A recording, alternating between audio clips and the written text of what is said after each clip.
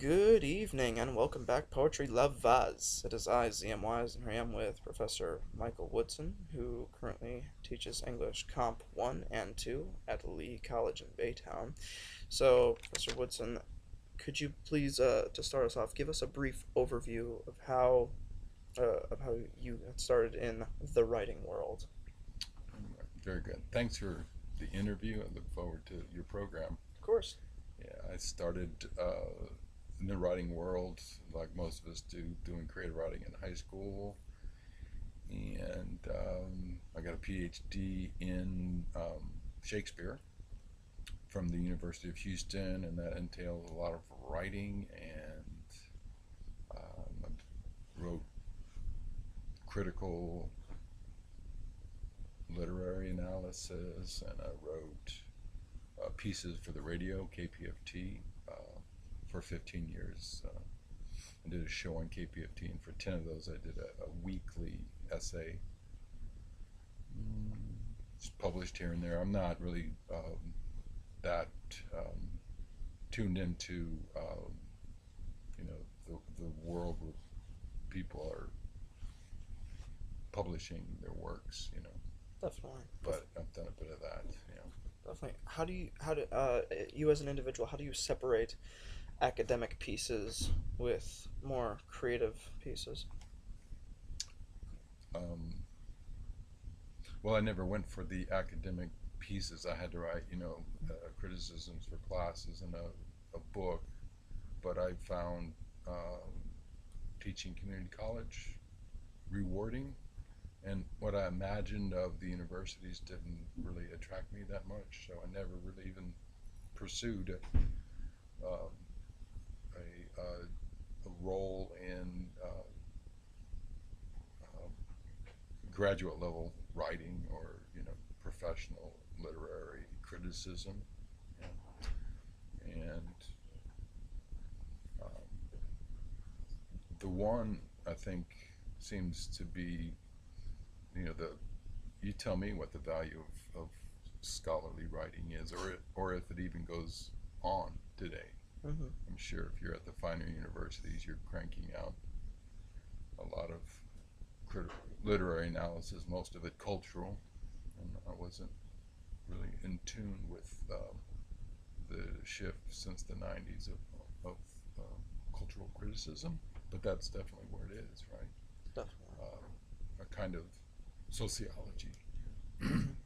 Um, yeah, so I guess expanding on that, what is the most rewarding element of teaching for you? Well, I teach composition 1 and 2, and in composition 1, I enjoy teaching the students about focus and clarity and coherence. And in Comp 2, I let up a bit and we get political. So I teach them the things that they're doing kind of in a roundabout way at the literary departments at the universities. I just teach them the basics of political thought. In other words, I teach them the taxonomy of critical thinking. Can be like classical notions of rhetoric, such as, what is a syllogism, or can be just the terms you need to clarify for yourself as you follow society, things like feminism or postmodernism or intersectionality or whatever, is coming up in the media and through the. May I have your attention, please? The library will be closing in 15 minutes. All meeting rooms, study spaces, and conference rooms are now closed. If you need to make arrangements for transportation, This part was unrehearsed. please call for your ride now. Again, the You gotta library love will be closing serendipity. in 15 minutes. You'll notice that was like God coming from Exactly, yes. a goddess coming from the Yeah. skies. With a goddess with a very annoyed voice. Do continue. Anyways, so that's very important to me.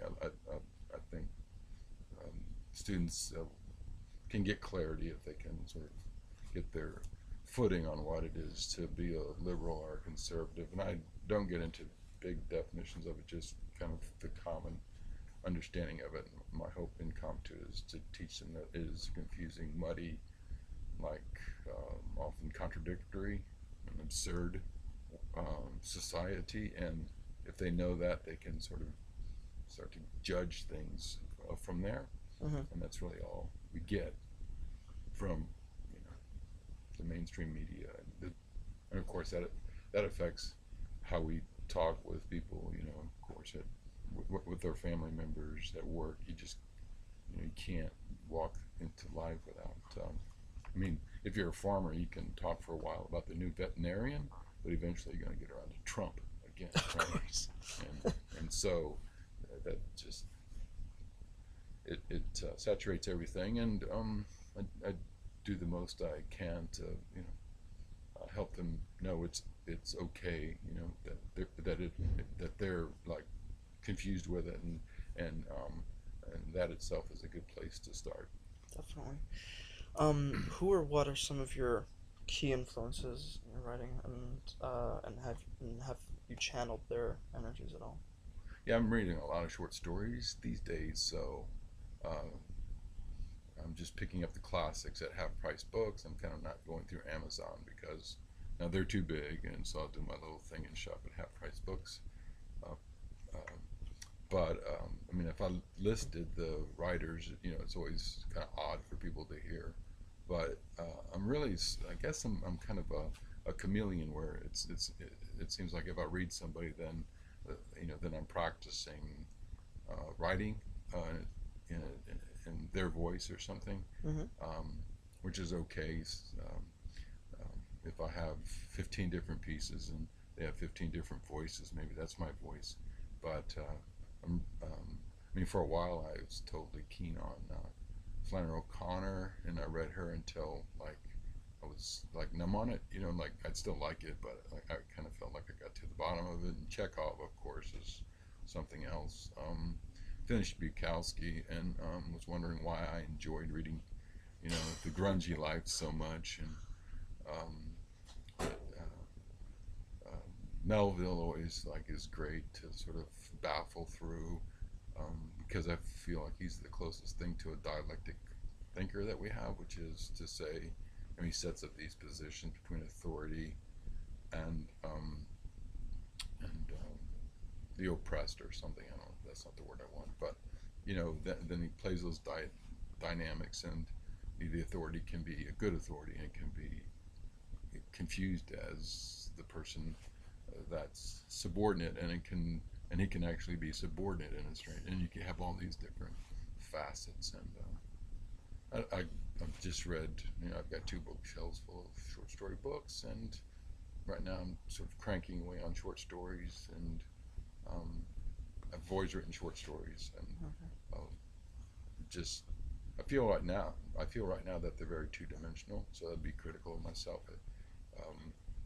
I read a lot of books on, like I'll get a reference from letters and stuff of short story writers about who they think's important, or ideas that they have, like through their letters and through their references, about suggestions about what to read when you're writing a short story. And so I go read it, and some of the criticism that's in the anthologies would have like a comment before you actually read the story, those kinds of things. Of course. And those always lead me down a direction. For example, I was reading a collection of Russian short stories, and someone was saying Gorky imitated this other writer, doesn't matter who right now, but that he was using these 3 parts, and how one part progressed to another part, and that kind of thing really influences me, because then when I'm writing a story and I'm trying to make it 3-dimensional, I'm thinking like, will this advice work, or that advice work? And if you don't have a great memory that locks into like maybe the library is closing in 10 minutes. Please bring all materials to be checked out to the first floor circulation desk. If you are not checking out materials, please proceed to the exit so that we may secure the building. That's right. I mean, if you think about it, you think you're in control as you back out of the driveway, out of your garage, Mhm. and all your control is you remember to lower the door. But all the thoughts that go from when you put the key to the ignition until you make sure you don't hit somebody as you're finally at the street Mhm. is like, think about how much happens in that in that, That's it. like there's no control. You have no control about that, what you're thinking, or that you're thinking, or that you're aware. You know what I'm saying? Of Like course. that every nanosecond Yeah. is another consciousness. Of course. Of course. Yeah. Where can we find some of your work online? Uh, well, it's all on the Pacifica archives, the radio pieces, Mhm. and you'd have to just email 3trillion@yahoo.com. You spell out 3trillion, THREETRILLION, and yeah, that's it. I'm going to publish a book of short stories, and that'll be available. I mean, I've published some poems in like it was called Borderlands, but that was back in the 90s. I don't really write poetry. I was writing radio pieces for KPFT, so if you wanted to hear my pieces, there are hundreds of them on the KPFT archive under Living Art. Mhm. You know, That was wonderful. One of my fondest memories was being on that show. Well, between Dustin and I, it was one of the best days ever. was it good? Oh Yeah. yeah, it was wonderful. Well, may you have many more. Yeah.